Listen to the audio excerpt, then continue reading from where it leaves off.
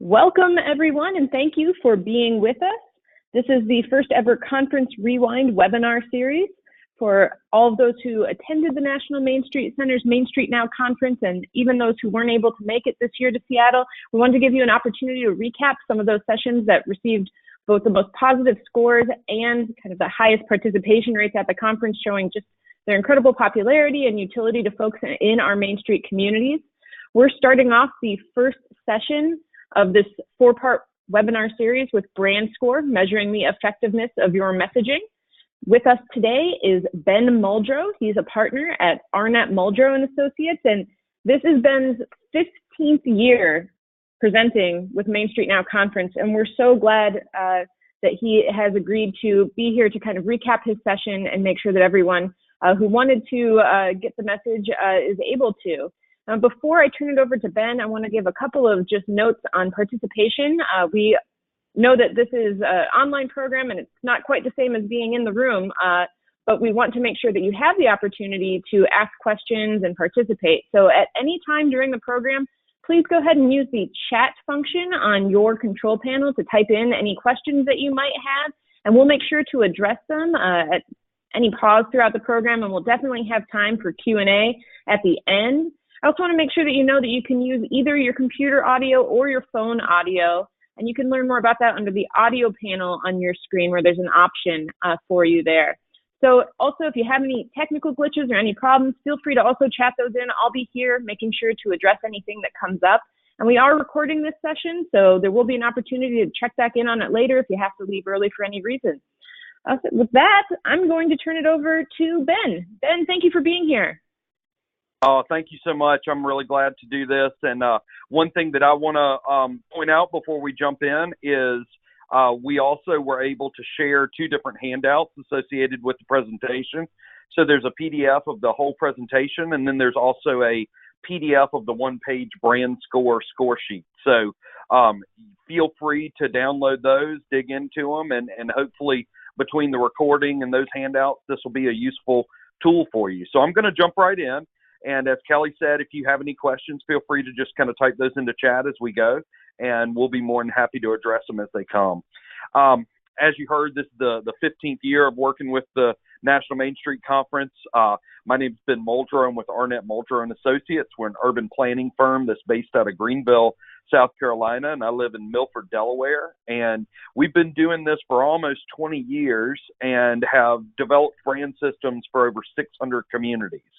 And we've done a lot of presentations on brand systems and how to create those brand systems. But one of the things that people always asked was, once we have a brand, how do we know we're using it right? And that's exactly what this crash course is for today. It gives you an opportunity to go through and self-score your implementation and really find out how you're doing in rolling your brand and telling your story out in the community. So before we jump in too deep, I always like to kind of cover the basics. Why do we brand? We've got a great illustration for that. As many of you know, I've got 5 kids, and with 5 kids, you're always kind of celebrating birthdays. So the way that we kind of illustrate this is in the 1940s, if you had gone to the local grocer, you'd spend about 50 cents and bought flour, eggs, and sugar and gone home and made a birthday cake. Well, by the 60s, you'd go to that same grocer, but now you'd be spending about $2 and you'd buy a box of cake mix. By the 80s, you'd be going to a chain grocery store, spending about $10 on a quarter sheet cake. And now in the middle of the 2000s, we're spending $500 and renting a fortnight trailer. And what this really illustrates for us is this transition from a raw material economy into a product, then service, and now the heart and soul of the experience economy. And because we are so focused on the experience that consumers have, being able to tell that story is one of the things that we really are focused in on. And that experience is truly important to our consumers. So this is the definition that I always like to share. Branding is the discovery and preservation of a community's personality. I think oftentimes people think that when you go through a branding process, you are creating a new identity. But I think that's one of the things that truly makes community branding different, is branding is a preservation process. It is identifying those qualities and traits that your citizens cherish about your community, and then it is instilling them into a system that projects and helps to attract people that share those same qualities and values. And I think that understanding that branding and marketing is a preservation process, that actually helps you to get over one of the biggest hurdles that we have, where people are scared of progress. It's not that they're scared of progress per se, they're scared of change. They're scared of their community not feeling like the place that they love. And by doing a really good job with this branding process, you're able to create a system that allows the community to be at peace with kind of telling that story, and in fact, even stoke pride in them about the place that they call home. Now, one of the big goals that we want to accomplish as we go through a branding process is what we call creating brand equity. And brand equity, it essentially just means that your personality has value. And why would that value make a difference? Well, you know, when we're restoring our downtowns and we're investing in these districts that maybe haven't had the highest level of upkeep over the past couple of decades, we might be asking somebody to take a little bit more risk. We might be asking them to work a little harder. We might be asking consumers to park their car and actually walk to a business. So we're asking for a greater level of interaction as we truly become a destination. So we want to create value that is directly connected to that personality of place. And one of the best ways to illustrate this is I always share this photo of this Mercedes, and I ask audiences, you know, how much do you think that this car costs? And typically, on average, the first answer I hear is $60,000. And, you know, automatically you start to ask people, well, describe what you would imagine about this car. And they always say that it has leather and, you know, all the full options. But then the question becomes kind of interesting when you realize that this car, in fact, is not a Mercedes, but is a Kia. And how much is this Kia worth? And the audiences widely and unanimously agree that it is no longer worth $60,000.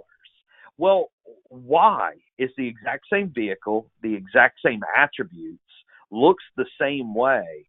But when you pull up to a stoplight, the people next to you think something when you pull up in a Mercedes, and they think something differently when you pull up in a Kia.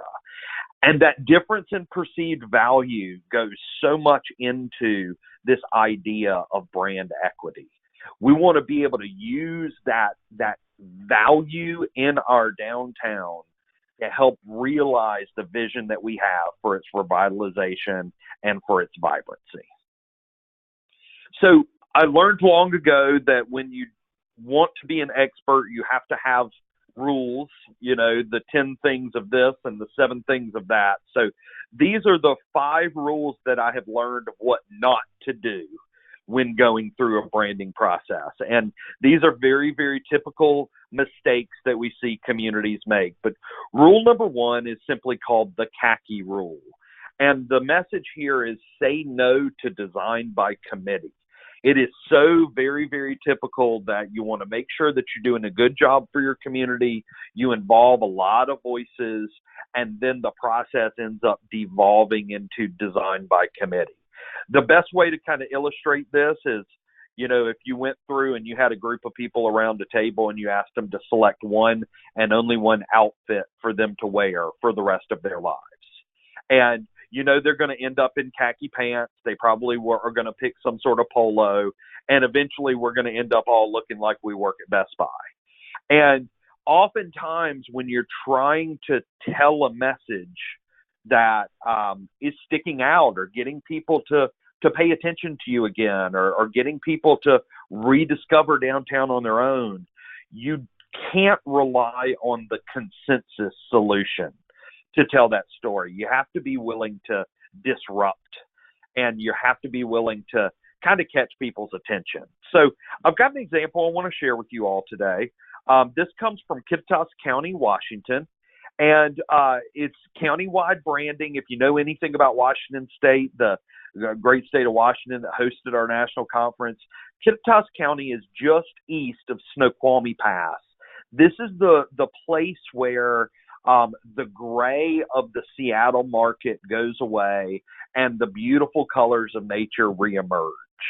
And one of the big things that we really wanted to highlight there in Kittitas County was this was the place where the really life comes to life, and it brings this amazing color and experience to a place that maybe isn't thought for that. And we knew that we had a hub of visitors that were traveling east from the Seattle market to take advantage of the outdoors in Kittitas County. So we introduced this simple concept of live life in color.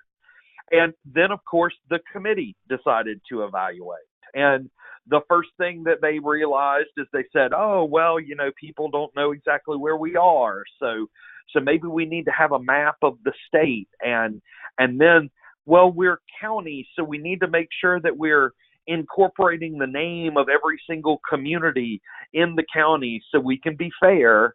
And then, it just continued to devolve step by step.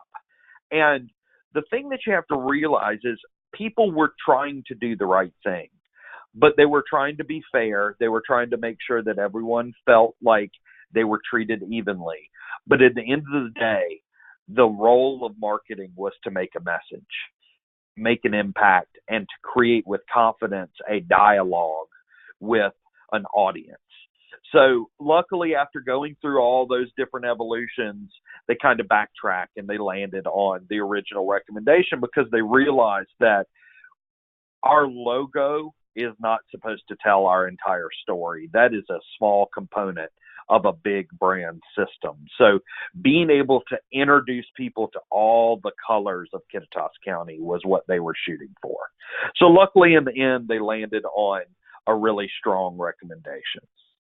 Now, whenever you're going through a process in your community, you have to be very, very deliberate about how you engage the community. I think the reason so many communities end up with design by committee is because they know that they have to listen to their public. But unfortunately, they involve them at the wrong end of the process. That engagement happens at the very beginning. Before you design anything, before you create any strategy, you go in with open ears. You listen to what it is that people love about their home. From there, you create a strategy, and then you present that strategy back to the community with the goal of inspiring them. And if you can achieve that, if you can inspire your neighbors, then the end product is an empowered community. And that empowerment is the thing that will allow you to go through and realize your own destiny. So the engagement and then the inspiration are key in being able to drive the realization of your goals as a community. That carries us to rule number 2, the contest rule. Please do not do design contests. There's a reason why departments of transportation across America do not do bridge designing competitions because it's just too important. Same thing with our communication systems. I think that we need to understand that these systems need to be very strategic. They need to be expandable. They need to be something that a community can truly use for years to come. I've got a couple of great examples of things that come out of design competitions. The first is from India, and this is, let's just say, an interesting example. They win points for thoroughness, I guess. There is pretty much every single element that anyone would ever expect to have in a community logo here. You win extra points if you can actually figure out what the name of the community is, but they do have everything from multiple stick people to 1960s rockets and freighter ships. So, they tried. But what this really illustrates to us is a mistake that many communities make. They try to tell too many stories with their logo. They try to capture every single attribute that they might ever share about themselves in a graphic tool. And that is simply not the job of our community. Of our logo and our graphic identity. This really is, by nature, a community is a remarkably complex place. It has many people, it has many attributes, it has many industries, it has many storylines. And trying to simplify it down to a graphic that tells that whole story is simply too large a challenge. So from there's some other really great examples of things that come out of this competition. One, La Crosse, Kansas, the barbed wire capital of the world. As appealing as that might seem to some of us, I think one of the things that I use this to really illustrate is this idea that communities oftentimes try to gauge the success of their brand off of its uniqueness. They feel like a good brand says something that no one else can say.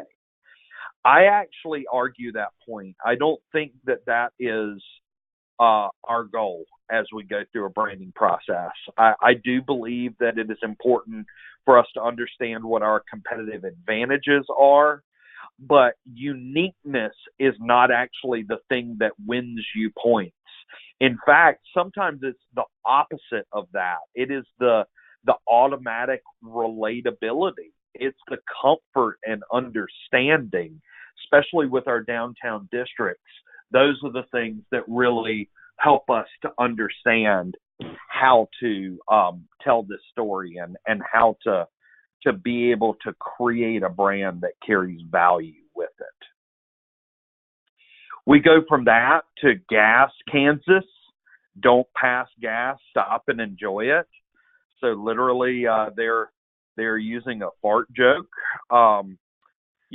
Humor is great to use, but when you do it at your community's expense, sometimes you're not really hitting the goals that you're shooting for. But it gets even better from there. We go over to the great state of Oklahoma. Hooker, Oklahoma. It's a location, not a vocation. I wish I could say that this was a joke, but all of their sports teams in Hooker are the Horny Toads. And their senior center even sell once a hooker, always a hooker t-shirts. So, these are the kind of things where you have to really think about what impression do we want to have and how can we be remembered, but how can we be remembered in a way that we're also respected? And then my favorite example, Severance, Colorado, where the geese fly and the bulls cry. I had absolutely no earthly idea what this meant. I thought it might be a reference to the beef slaughter industry, but I realized that it is actually a reference to a Bruce's Bar and the home of famous Rocky Mountain oysters or bull testicles. So literally this community has wrapped their entire identity around bull testicles. Again, there's a huge difference between saying what no one else can say and saying what no one else wants to say. So that's a big thing that we need to make sure that we're not guilty of. Rule 3, the seal rule. Thankfully, over the past decade, we've seen a lot more communities understand this. But many times we'll go into a community and the only tool that they have to market themselves and represent themselves graphically is their community seal. These are not intended to be marketing tools, and you want to make sure that you have other tools in the toolbox to tell that story. But I use this example from Whitesboro, New York. They swear that this is a native and a white settler engaged in a fun game of wrestling. This deal caused quite a bit of controversy several years ago, and the village got together and voted to keep it exactly like it was. But we've got a couple interesting other examples of seals. This comes from Salisbury, Maryland, again, winning awards for thoroughness. They've got tomatoes, pumpkin, haystacks, cucumbers, apples, strawberries, beans, sailboat, pine trees, college buildings, tree-lined road, and building-lined street. So again, they fit just about everything in there. If you notice the top right-hand quadrant of the seal, you'll notice what they call a building-lined street. Now, they have no 11-story buildings there in Salisbury, but that graphic has affectionately become known as the Death Star Trench. So we do award points for Star Wars references. But again, one of the things that we often find with seals is seals sometimes become almost like the design buffet. Because they are not intended to be that true marketing tool, they sometimes become the receptacle for every other concept that people had during a design process. I've got one more to share with you today. This comes from my home state of South Carolina. This is St. Stephen, South Carolina. And as you can see, this obviously was the results of design by committee. There were 6 people that each got to come up with their own word. Everything's better with a tractor on it. Those clip art Christmas trees for industry really gives me a lot of economic confidence. But I think the thing that strikes me is look at how fun that recreation appears to be. But also don't ever underestimate St. Stephen's patriotism. They are so patriotic that they have included the head and legs of an American eagle. So, again, this is one of those things that clearly shows that when you try to say everything, you oftentimes say nothing. From there, we move on to Rule 4, the screwdriver rule. You must have the right tool for the right job. Now, this is actually something this took us several years to really understand from a community standpoint. And we really looked at major colleges and universities to help set this understanding and expectation. As universities have academic brands and athletic brands, communities must adopt that similar mindset. An academic brand for an institution, those have very long lifespans. They're very, very, they're timeless. They're the things that give you the true confidence in the credibility of the institution, where the athletic brands, they are very market driven. They're focused on the relatability to the fan base, and they're the things that kind of change as time goes, so that you can sell merchandise and you can kind of drive that connection with the teams and their loyalty. So being able to kind of connect the dots there is important in our communities. If we're talking about a city level, being able to have a destination brand as well as that organization brand, whether it's the city as it relates to the destination, or even with our Main Street organization. We have our Main Street organization identity, and then we have the district that it promotes, oftentimes our downtown. And that's been one of the biggest things that we've learned in this process is how many times have you heard somebody complain about, I don't understand. We have a Main Street organization, but we don't have any street called Main Street. So being able to clarify that difference between the organization identities and the destination brands is very, very important for us. Then from there, the final, the heart of the gateway to the hub of it all. This is something that a lot of communities try to do. They try to go through and they simply try to connect themselves to all of these larger, more well-known things that might surround them. And in doing that, what you end up doing is giving away control of your identity. Harrington, the hub of Delaware, the heart of the England Forest. This is a kind of an interesting example from 2 communities in Georgia, where you have Folkston, Georgia, and Fargo, Georgia, and both claim to be the gateway to the Okefenokee. So all of a sudden, it's like we can't really control who we are anymore. Instead, we're bypassing that to this bigger, greater thing. One of the big things that we always kind of talk about is there's a big difference between declaring yourself a gateway, which is kind of like saying, we're not the destination, but you have to go through us to get to somewhere better, versus the idea of going through and positioning yourself as a base camp. We're the perfect place to explore and experience the amazing things that surround us. So that kind of wraps up our rules. I always like to share this quote from a good friend of mine, Randy Wilson, the Main Street architect from the state of South Carolina. And he always said, the best brand is worthless if you don't make it mean something. And the point here is it's really up to us to build value through implementation. So with that, that leads us into our actual brand score. So hopefully you've got a little scrap piece of paper alongside you and a pen. And what I'm going to do is I'm going to go through and talk to you a little bit about the elements of the score. And please tally up your score as we go. And if you have any questions along the way, feel free to write those into chat. And Kelly, I can't really see the questions as they're coming up right now, but if there's anything that jumps out, feel free to interrupt and ask as we go. So the very first one is, do you have a defined typeface? Do you actually have a set of fonts that you use for consistency in the design that you do? If so, give yourself 5 points. And this is a 100-point scale, just so you know. But I will say it's a 100-point scale, but don't be too hard on yourself. Most early programs are scoring in, say, the mid-30s to mid-40s.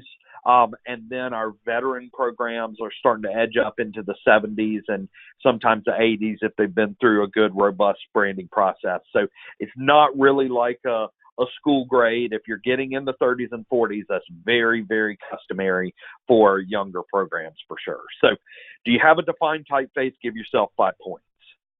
Do you have a color palette? And when I say color palette, I mean actual defined colors. This is not a lot of communities. You might go in and they say, you know, our high school is orange and therefore our color is orange. Well, do you have a defined color that you go to time and time again, and that color consistency is allowing people to connect the dots? It might be one color, it might be 5 colors, but do you have some sort of defined consistency more than just saying we are red? If so, give yourself 5 points. Do you have an organization logo? That is a logo specifically to represent the organization that you are working with. If so, give yourself 5 points.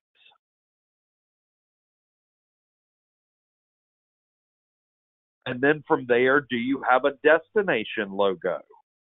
Do you have something that represents the district itself or the downtown? This is a logo that your business community might have access to. This is the kind of logo that apparel might be made from.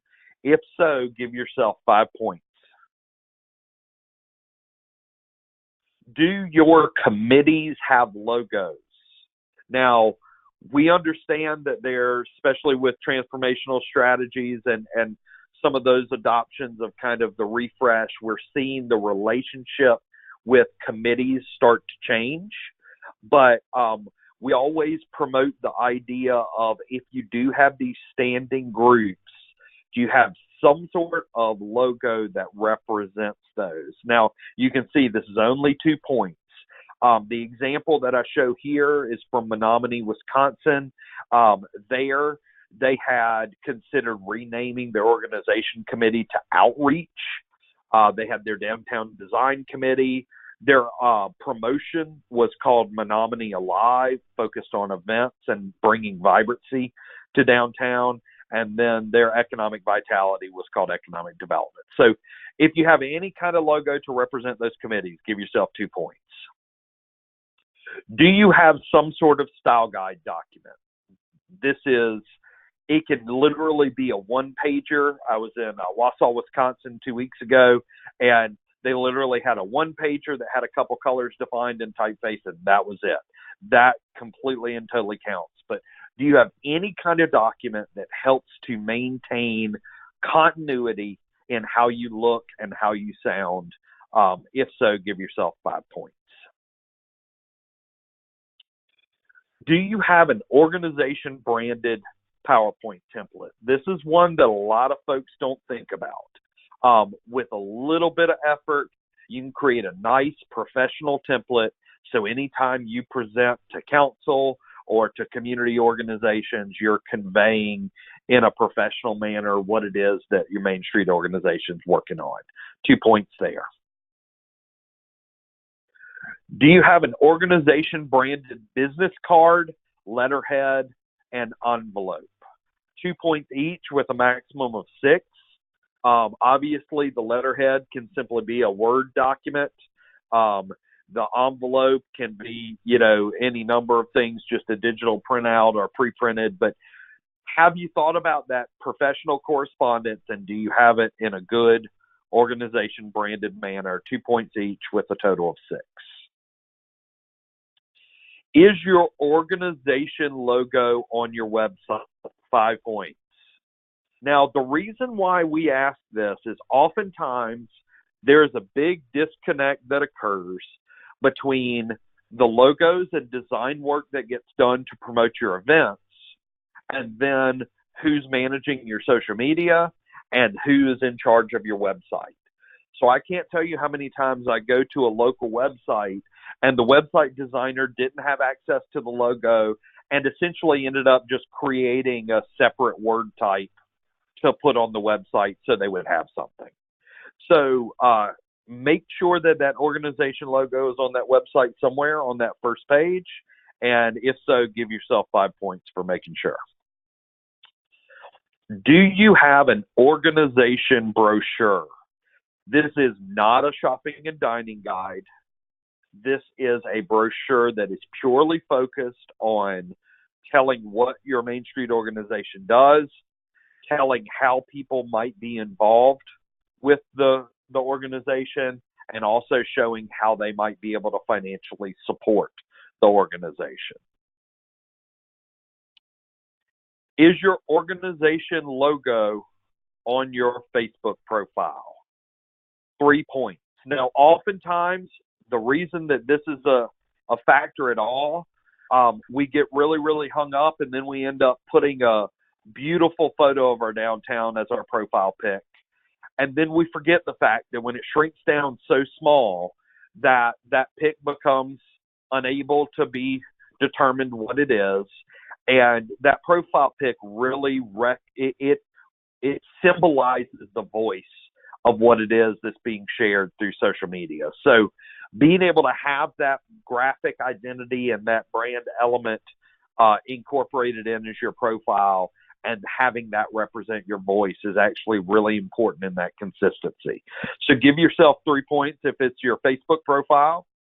And then exact same thing, if it is your Instagram profile, give yourself another 3 points. We really believe that those here. Yeah. I just want to make sure that the PowerPoint's changing on your end. We're having some participants not being able to see slides move forward, and it could be a technical issue or just a advancing issue. So are you moving forward? What we're seeing like right now is okay. We're seeing the business card slide still, so we're, for some reason, ours are a couple of slides back. Do you want to try moving backward and forward for a moment? Yeah. Everybody. Yeah, sorry about that. Thanks for the quick redirect there. If you just want to run through, after the business card, the website, 5 points for the logo on the website. And then from there was an example of an org brochure. Again, that was the brochure that's focused on the organization itself, not a shopping and dining guide. And then it just moved into the series of Facebook profile and then Instagram profile. Perfect. We're right with you. Okay. And then from there, after Facebook and Instagram, the next one is, do you know what Twitter is for? I specifically did not give points that make an assumption that every organization needs Twitter. I did that very deliberately.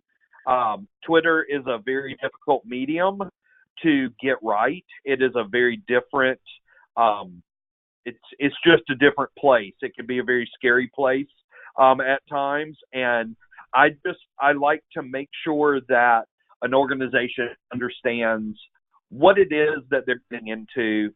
You don't need to go through and have Twitter just to say that you have Twitter and then link it to everything that you post on the other platforms.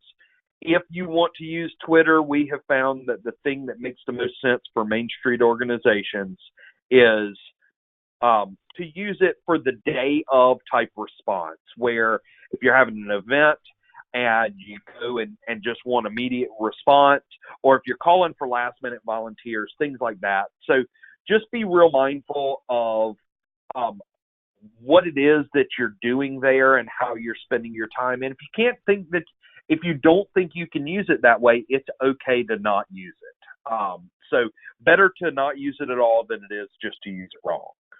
So 3 points there if you know what Twitter is for. Then to the next slide. Do you have a digital or traditional newsletter? This is 2 points. And so I've got a MailChimp logo on there. I am a big fan of moving towards the digital newsletter. And one of the best things that has happened from the digital newsletters, in my opinion, is when you go to a digital newsletter, you start to realize that you don't have to send these things out quarterly. For some reason, in the Main Street world, we were convinced that we had to send out quarterly newsletters. I think that we all are sick and tired of spam. The nice thing about digital newsletters is it allows you the opportunity to send content when you have content. And I would always recommend that it is far more important that you have something truly important to say than it is for you to get some sort of regular schedule. People don't pick up on the schedule unless you're doing it weekly, if it's every Friday. But I don't know a lot of people out there that have the time nor patience to do weekly type stuff. So just really allow the content that you have to drive both the format and the frequency. But if you have some sort of newsletter to share information, give yourself 2 points. The next slide, do you have a uniform hashtag? 2 points. Uniform hashtags were really cute for a while, but ever since Instagram and Facebook allowed you to start following those, they have become far more valuable. So simply being able to have some sort of valid content aggregator to help people find out what's going on in your community. And it does not have to be cute. It can just be your community name, but having something that helps to aggregate that content is important. So give yourself 2 points if you actively use a uniform hashtag. From on the next slide, do your events amplify your brand? That's 5 points per event, up to 20 points. Now, some people always ask, like, does this mean graphically, or does this mean some kind of a subject or theme matter? I am very, very open. Typically represent the most positive experiences that people have with a district. You do want there to be some level of coordination and marketed. You do want some sort of kind of identity stitched into them where they seem to come from your place, connected to your place.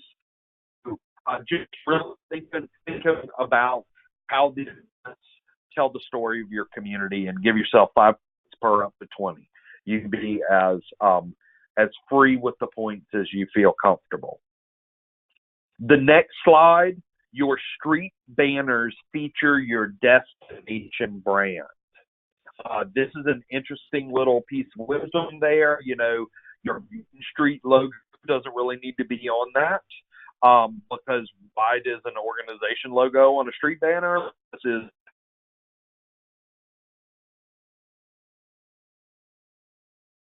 you yourself 3 points. And we're having a little trouble hearing you. Just if you want to make sure you're connected. Gotcha. It's a little trouble hearing your audio. That's better. Thank you. Okay. Thanks. Sorry about that. Then from here, the next one, do you make your volunteers feel part of the brand? This is very open-ended. 5 points here, but it's very, very important that you integrate in those people who are giving their time into the brand of the place and the brand of the organization. This could be as simple as having some sort of shared T-shirt that volunteers wear. It could be a end of the year volunteer party and reception, but simply making sure that they are feeling connected to this personality of place. That's 5 points.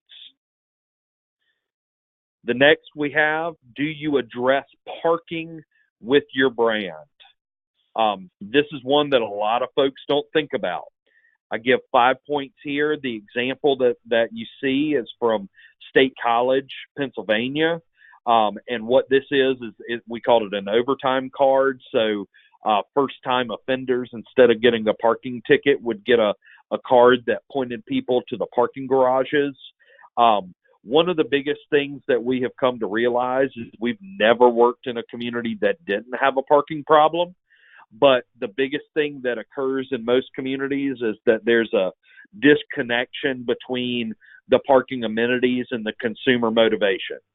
So if your consumers expect that they should be able to park directly in front of a store and walk right in, then they are always going to be disappointed.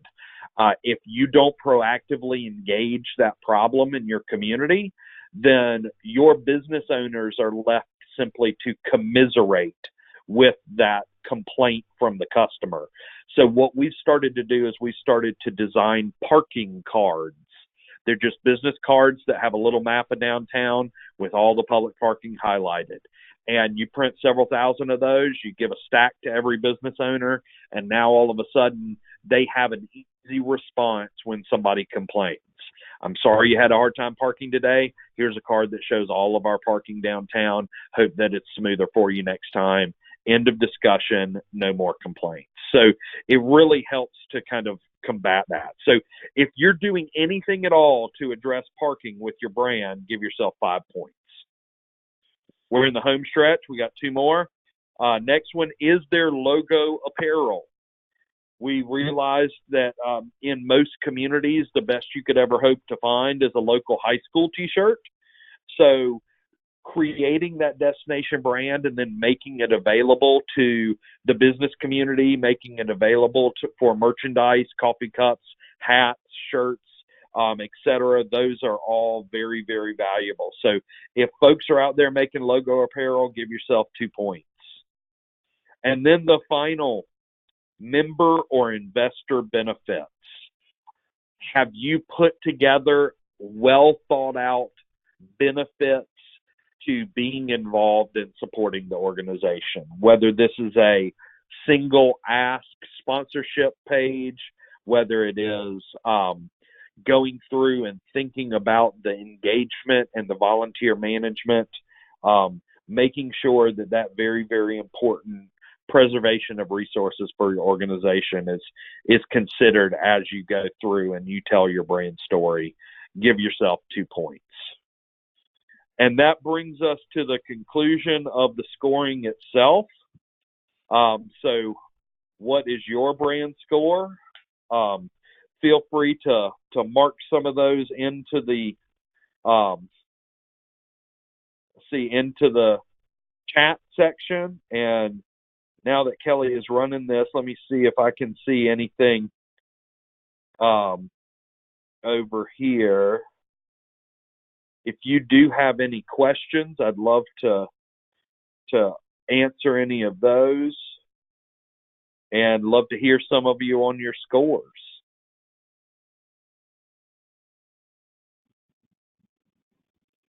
All right, everybody out there, if you have any questions, feel free to chat them all in. We have a brand score of 52 out there, it looks like. Ooh, A 71. All right, that's a pretty good number. Nice. Ben, you mentioned before some of the scores that you see in different communities. What are kind of the averages, or, what can you then do to adjust? Typically, I think one of the big things that we see is earlier programs or programs that are just kind of getting ramped up. You could very easily expect them to see low to mid 30s or so. When you really think about the way that the Main Street organization typically works, that you need to have the destination brand. I mean, you need to have the organization brand. Some of the best things that a community can do is, if they are lacking that destination brand, that can be a tool that can be pretty easily created, doesn't have to take a lot of effort or cost. And once you do that, once you solidify those colors and those typefaces and create that destination brand that you make available to the business community, oftentimes communities will see almost a 20-point jump just by doing those things. So one of the best ways to use the brand score score sheet is to simply go through and look at the elements where you're not getting any scores and figure out which ones would be the easiest low-hanging fruit to earn more points, because overall you are looking for a consistent message that connects to one another. So let's say that you're scoring in the 70s, but hey, we don't have a PowerPoint template. That makes a lot of sense to be the next thing that we do. So it helps you to kind of prioritize and really go through and figure out the low-cost, low-hanging fruit to drive that score up. Thanks, Ben. So I just want to point out, somebody asked if the score sheet was being sent around. There is a handout section on your control panel that everybody should see. 2 handouts.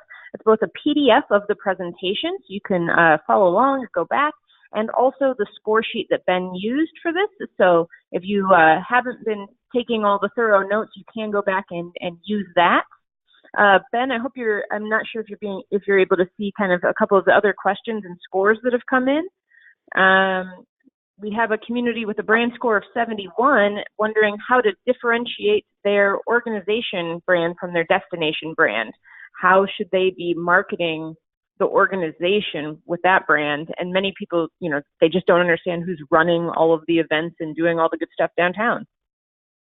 Absolutely. That is a great question. And I'll tell you, after doing this as long as I have, one of the big things that I've realized is every Main Street organization really shares the same 5 audiences.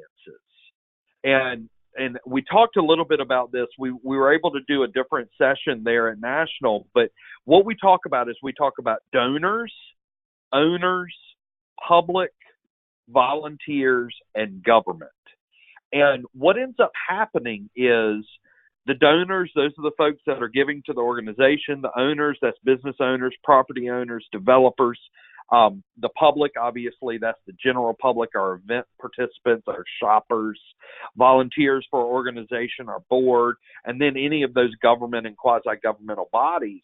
And what ends up happening is when you sit there and you think about those 5 audiences, really the destination brand is directly related to that public audience, where the relationship with your donors, the relationship with your volunteers, the relationship between the organization and the downtown business owners, the relationship between city council and the organization, all of those are the ones that relate with that kind of Main Street brand.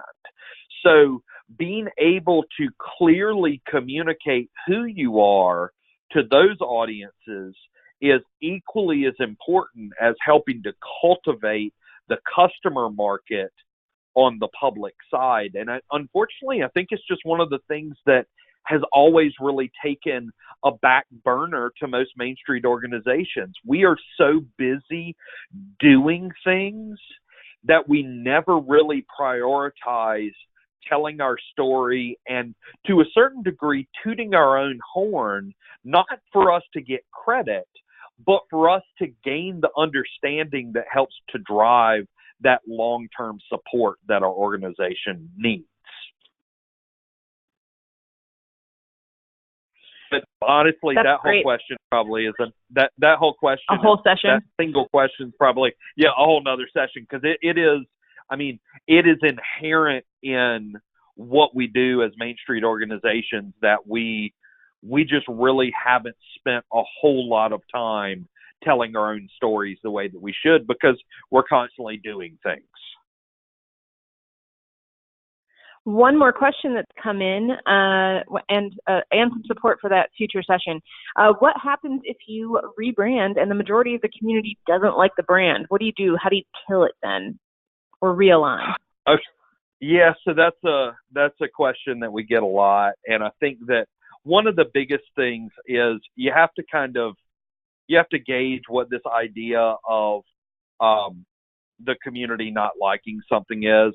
In general, the wave of feedback that you're going to get after virtually any brand launch, the wave of what you're going to hear is going to be negative, because it's just kind of the way that things work. Some of the best, especially state level brands and rebrands, were not very well received in the beginning, and it's because inherently people reject something that they feel like they know intimately being illustrated in a way that they've never seen.